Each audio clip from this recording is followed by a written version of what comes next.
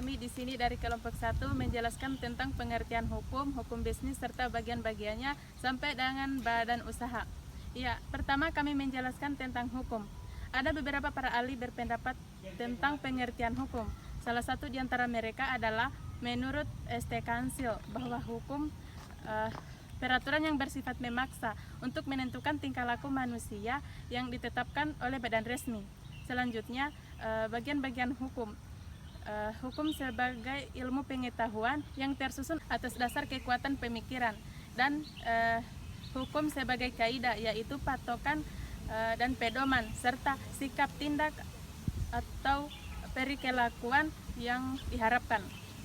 Selanjutnya, hukum dapat dijelaskan di dalam Al-Quran dalam surah Al-Maidah ayat 48 yang berbunyi, yang artinya, maka terputuslah perkara mereka sesuai apa yang diturunkan oleh Allah, dan janganlah kamu mengikuti hawa nafsu mereka dengan meninggalkan kebenaran yang telah ada. Quran surah Al-Maidah ayat 48. Baik teman-teman sekalian, sebenarnya apa sih tujuan hukum itu? Tujuan hukum dapat dijelaskan menjadi 3 teori, yaitu teori etis, teori utilitis, dan teori campuran. Hukum memiliki 5 sumber, yaitu undang-undang, keputusan hukum, perjanjian internasional, kebiasaan, dan agama. Hukum juga memiliki 3 golongan, yaitu golongan privat, golongan pribadi, dan golongan khusus. Ya, baik teman-teman sekalian, sebenarnya apa sih tujuan hukum itu? Tujuan hukum dapat dibagi menjadi 3 teori, yaitu teori etis, teori utilitis, dan teori campuran. Teori etis adalah hukum yang hanya semata-mata mewujudkan keadilan, sedangkan teori utilitis adalah kegiatan yang menjamin kebahagiaan terbesar bagi manusia dengan jumlah yang sebanyak-banyaknya. Sedangkan teori campuran yaitu hukum demi ketertiban masyarakat. Di samping tujuan lain, hukum adalah tercapainya kaidah yang berbeda-beda isi dan ukurannya menurut manusia dan zamannya. Selanjutnya, hukum memiliki 3 golongan, yaitu golongan privat, golongan pribadi, dan golongan khusus. Golongan privat terbagi menjadi 2 bagian, yaitu hukum perdata dan hukum dagang. Sedangkan golongan pribadi terbagi menjadi 4 bagian, yaitu hukum tata usaha, hukum tata usaha negara, hukum pidana, dan hukum acara. Sedangkan golongan ketiga yaitu terbagi menjadi 3 bagian, yaitu hukum ekonomi, hukum pajak, dan hukum perburuhan. Hukum adalah peraturan tertulis maupun tidak tertulis yang dibuat untuk mengatur kehidupan manusia, di mana tujuan hukum ini adalah untuk mencapai keadilan, kepastian, dan juga kemakmuran manusia. Selanjutnya, pengertian bisnis. Pengertian bisnis terbagi atas 2. Yang pertama, pengertian bisnis menurut para ahli, dan yang kedua, pengertian bisnis secara umum. Pengertian bisnis secara ahli adalah pengertian bisnis menurut Hopper. Pengertian bisnis menurut Hopper adalah segala sesuatu yang ada di segala bidang seperti penjualan dan industri dasar, processing, manufaktur dan jaringan, perbankan, asuransi, dan juga transportasi. Sedangkan pengertian bisnis secara umum adalah kegiatan usaha yang ditujukan untuk mencapai keuntungan.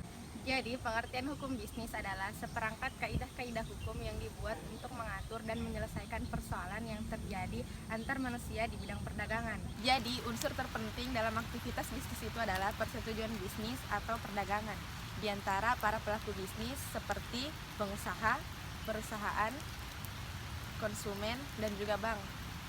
Sedangkan mengenai transportasi bisnis terbagi seperti produksi, transportasi, penjualan dan distribusi, bahkan konsumsi yang terjadi antar manusia di bidang perdagangan.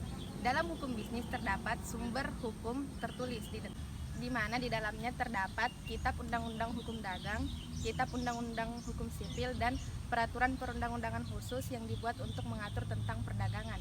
Dan juga prinsip hukum bisnis adalah mencari keuntungan sebesar-besarnya dengan efisien. Dasar diperlukannya hukum dalam kegiatan bisnis, yang pertama dapat memberikan kepastian hukum, yang kedua dapat memberikan keseimbangan hukum, dan yang ketiga dapat memberikan penegakan hukum bagi pihak-pihak yang terkait. Perjanjian. Perjanjian merupakan suatu peristiwa di mana seseorang berjanji kepada orang lain, atau di mana 2 orang saling berjanji untuk melaksanakan sesuatu. Adapun unsur-unsur perjanjian, yakni yang pertama, adanya kaidah hukum, kedua, subjek hukum, ketiga, adanya prestasi, keempat, adanya kesepakatan, dan kelima, akibat hukum. Di sini juga ada syarat perjanjian, yakni yang pertama, adanya kesepakatan, kedua, cakap menurut hukum, yang ketiga, objek atau perihal tertentu, dan yang keempat itu perihal yang boleh diperbolehkan. Pembahasan kedua, ada uang prestasi. Pengertian dari uang prestasi adalah suatu keadaan di mana salah satu pihak tidak melakukan perjanjian. Adapun bentuk-bentuk dari uang prestasi, yakni yang pertama, tidak melakukan apa yang telah disepakati, kedua, melakukan apa yang dijanjikan tetapi tidak sebagaimana yang dijanjikan, ketiga, melakukan apa yang dijanjikan tetapi terlambat, dan yang keempat, melakukan sesuatu menurut perjanjian tidak boleh dilakukan. Lanjut pembahasan selanjutnya, yaitu jual beli. Adapun pengertian jual beli adalah pertukaran harta atas saling rela atau memindahkan hak milik guna mendapatkan benda yang lainnya dengan jalan yang dibenarkan menurut syariah. Adapun macam-macam jual beli menurut KUH Perdata, yakni yang pertama, jual beli percobaan, yang kedua, jual beli dengan contoh, ketiga, jual beli dengan panjar, yang keempat, jual beli piutang dan hak tidak berwujud lain, yang kelima, jual beli dengan hak membeli, dan yang terakhir itu jual beli dengan angsuran atau cicil. Lalu ada badan usaha. Badan usaha adalah kesatuan hukum dan usaha bisnis yang bertujuan untuk mendapatkan keuntungan, yang dimana berdasarkan jenis kegiatannya, badan usaha terdiri dari agraris, ekstraktif, perdagangan, industri, dan jasa. Kemudian, menurut kepemilikan modalnya, badan usaha terdiri badan usaha milik swasta dan badan usaha milik negara. Badan usaha milik swasta adalah badan usaha yang didirikan atau dimodali oleh seseorang atau sekelompok orang, yang dimana dalam bentuk hukumnya, badan usaha milik swasta terdiri dari perusahaan perseorangan, perusahaan persekutuan, dan yayasan. Perusahaan perseorangan yaitu perusahaan yang dimiliki secara pribadi. Kemudian ada perusahaan persekutuan. Perusahaan persekutuan adalah perusahaan yang memiliki dua pemodal atau lebih. Yang masuk pada perusahaan persekutuan yaitu ada firma, persekutuan komanditer, dan perseroan terbatas. Firma adalah badan usaha yang didirikan oleh dua orang atau lebih, yang dimana setiap orang memiliki tanggung jawab atas usahanya. Kemudian ada persekutuan komanditer. Persekutuan komanditer itu adalah persekutuan yang didirikan dua orang atau lebih. Di dalam persekutuan komanditer terbagi menjadi dua, yaitu sekutu aktif dan sekutu pasif, di mana sekutu aktif adalah orang yang mempunyai tanggung jawab untuk menjalankan usaha.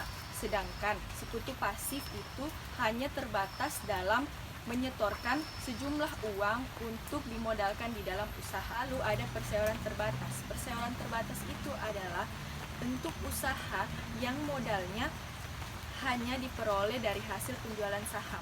Kemudian yang terakhir ada yayasan. Yayasan ini salah satu badan usaha yang tidak mencari keuntungan, dikarenakan badan usaha ini hanya didirikan untuk sosial dan berbadan hukum. Ada jenis badan usaha yang beranggotakan orang-orang atau badan hukum yang biasa disebut koperasi.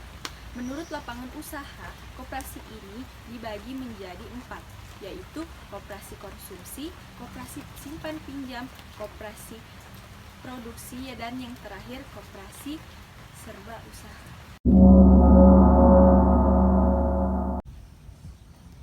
BUMN atau Badan Usaha Milik Negara. BUMN atau Badan Usaha Milik Negara adalah jenis badan usaha di mana sebagian atau seluruh modalnya dimiliki oleh pemerintah. Kemudian ada 3 bentuk badan usaha milik negara. Yang pertama yaitu perjan. Perjan adalah salah satu bentuk dari badan usaha milik negara di mana sebagian modal atau seluruhnya dimiliki oleh pemerintah.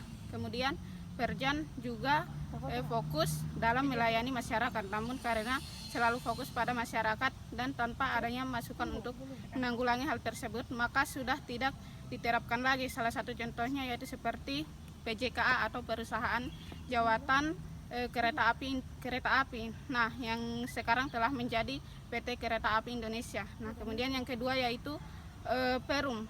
Perum sama seperti dengan Perjan, namun Perum berorientasi pada profit atau mencari keuntungan.